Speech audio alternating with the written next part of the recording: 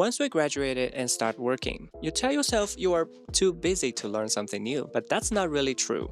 We still have time, but it just works differently now. So in this video, I would like to share a few practical ways to keep learning English after graduation, even with a full-time job. I think I can help you build a momentum again, without burning out and without wasting a lot of time. Let's get into this.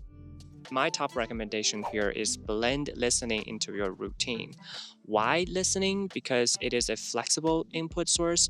You can do it while you are doing something else, like commuting, cooking, doing house chores, or walking outside. It doesn't require a desk, a notebook, or a couch, which makes it very perfect for busy people. My favorite listening materials are podcasts and audiobooks, or even long form videos playing in the background. They're low density, easy to follow, and usually conversation based. So you don't have to focus on every word or to be afraid of missing out something. So here are some of the podcasts that I personally enjoy and follow. Open Language, great for learners. Anything Goes with Emma Chamberlain, a very fun and reflective podcast about life and mindset. Life Kit by NPR, they are bite-sized lessons about daily life. At the same time, I like long form videos by clicking on a random video and just playing in the background and listen to it. Listening to audiobooks also takes up a lot of my time. There's somehow my surrounding noises when I do something like grocery picking, commuting, doing house chores, anything that doesn't require my full attention. The way of our reading also changes. I used to seek to digest a book as seriously as I could, writing notes and highlighting key points and summarizes books that I read. Now, most of my reading shifts more to casual, especially before bedtime, during meals, or sometimes like that. Because of this, I read ebooks more often because they are convenient and I can read them anywhere I like. I read nonfiction most of the time because it is the type of book that is relatively easy compared to fiction, and it doesn't require myself to understand every detail because my goal is exposure, not perfection. Also, you can try magazines and passages on online platforms.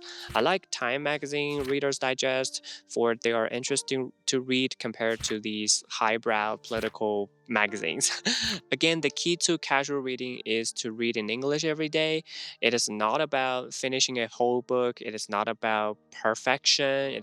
It is all about keeping your English alive in your daily life. For the learners living in non-English speaking country, I see that input is more important than output. Most of us don't have and don't need daily conversations at work and life, but consistent exposure keeps the language alive. And practically speaking, English input is not anymore just a skill, but also a way to access the world, as this language is too often the means or the messenger of presenting something very latest, like latest ideas, research updates, and information. So the more we listen to and read English, the more we stay updated and tuned in with what's happening around the world.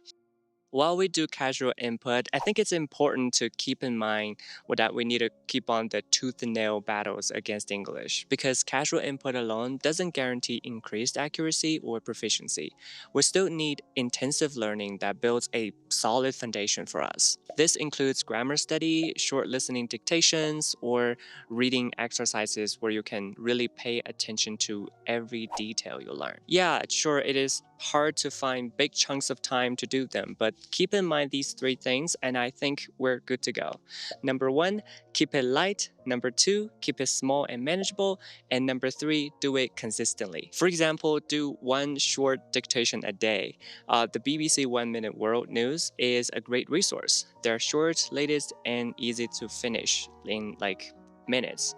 For grammar building, I recommend the Cambridge Grammar in Use series or Oxford grammar books. Each lesson covers one grammar point, so you can finish one unit a day or in a few days. And try to make sure to keep yourself accountable by performing daily checking off boxes or asking someone to remind you of your task every day or inviting a guide or teacher to help you stay disciplined a little bit. Okay, let's move on to output. If you like practicing casual output, would add more fun and practical stuff to your English learning.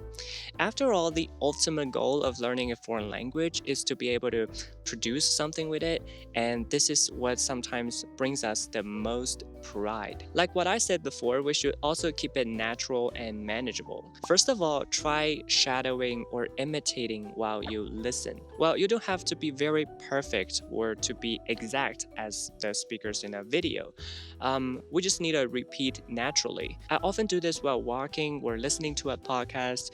It really helps train my mouth and ears at the same time. Second of all, do social media in English. Comment on posts, reply to others, or post something in English yourself.